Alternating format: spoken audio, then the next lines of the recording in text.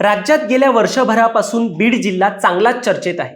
दिवंगत सरपंच संतोष देशमुख यांच्या हत्या प्रकरणानंतर बीडचे तत्कालीन पालकमंत्री धनंजय मुंडेंना आपल्या मंत्रिपदाचा राजीनामा द्यावा लागला होता। त्यानंतर देखील धनंजय मुंडे काही प्रमाणात वेगवेगळ्या मुद्द्यांना घेऊन चर्चेत होते। पण आज धनंजय मुंडे यांनी पुन्हा एकदा भूतकाळाला कुदळ मारली आहे। त्यांनी अचानक एका कार्यक्रमात वक्तव्य केलंय की जे बोलायचंय ते बोलू द्या, मी 1.25 वर्ष गप्प राहिलो कारण माझ्या गप्प राहण्यातच ताकद आहे आणि बोलल्यानंतर मग काय होईल हे तुम्हीच विचार करा, असा प्रश्न देखील एक त्यांनी उपस्थित करत एकूणच कुणाला इशारा दिलाय का अशी आता राजकीय वर्तुळात चर्चा आहे। आता नेमका हा विषय काय आहे जाणून घेऊया या व्हिडिओच्या माध्यमातून आणि नेमकं धनंजय मुंडेंनी भाषणामध्ये काय म्हटलंय हे आपण त्यांच्याकडूनच ऐकणार आहोत। तर मंडळी, मंत्री म्हणून राजीनामा दिल्यानंतर धनंजय मुंडे हे गेल्या 1.25 वर्षापासून फक्त आमदार बनून कार्यरत आहेत। अनेकदा त्यांनी सार्वजनिक कार्यक्रम आणि जाहीर सभांची भाषणंही टाळल्याचं दिसून आलं होतं। मंत्रीपद नसल्याची खंत त्यांच्या आणि त्यांच्या कार्यकर्त्यांनी सातत्याने एक बोलून दाखवलेली आहे। आज त्याच अनुषंगाने बीडच्या भायाळा गावात नारळी सप्ताह सुरू असताना धनंजय मुंडे यांनी मनातील खंत कार्यकर्त्यांपुढे पुन्हा एकदा बोलून दाखवली। या कार्यक्रमात मनातलं सांगताना जन्मापासून माझ्या पाठीशी संघर्ष असल्याचं त्यांनी म्हटलं। तसेच गेल्या 1.25 वर्ष मी गप्प राहिलो, आपल्या गप्प राहण्यातच एवढी ताकद आहे तर बोलल्यानंतर काय होईल असेही धनंजय मुंडे यांनी म्हटलंय। नेमकं त्यांनी काय म्हटलंय तुम्हीच पहा। खरं आज अनेक जणांनी माझ्या वर आलेल्या 1.25 वर्षापासूनच्या संकटाच्या बाबतीमध्ये धोंडे साहेबांनी या ठिकाणी आठवण काढली। धोंडे साहेबांना आणि आपल्या सगळ्यांना मी या ठिकाणी जसं जन्माला आलोय तसं माझ्या पाठी संघर्ष आहे। जन्माला आलो 4 महिने डोळेच उघडले, जन्मताच लिव्हरचा त्रास,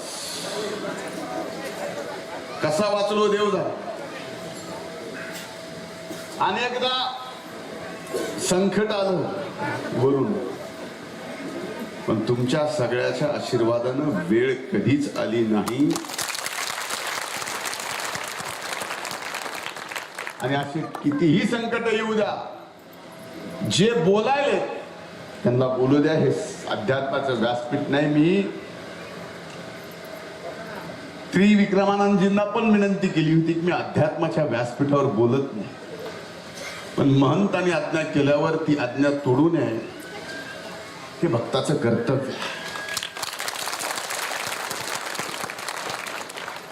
कितीही बोलले तरी मी 1.25 वर्ष बोललो नाही, आणखी नाही बोलणार नाही, कारण आपल्या गप्प राहण्यामध्ये जर एवढी ताकद आहे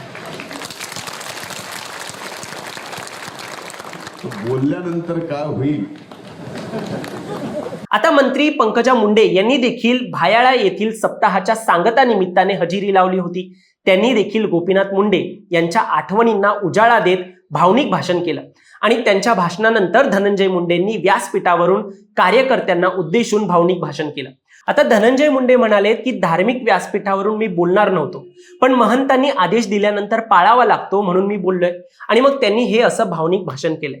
आता एकूणच जर धनंजय मुंडे यांच्या भाषणाचा जर आपण पॅटर्न पाहतो तर मागच्या वेळेला जेव्हा माणिकराव कोकाटे यांच्या मंत्रिपदावरती गदा आली होती तेव्हा एकदा त्यांनी असंच एक भावनिक भाषण जे आहे ते केलं होतं आणि त्यानंतर आता देखील मंत्री नरहरी झिरवळ यांचं जेव्हा राजीनाम्याची मागणी होते किंवा त्यांच्या मंत्रिपदावरती कुठेतरी गदा येण्याची शक्यता निर्माण झालेली आहे तेव्हाच धनंजय मुंडे यांचं हे असं भावनिक भाषण येणं म्हणजे नेमकं यावरती आपण काय समजायचं असा आता प्रश्न निर्माण होतोय।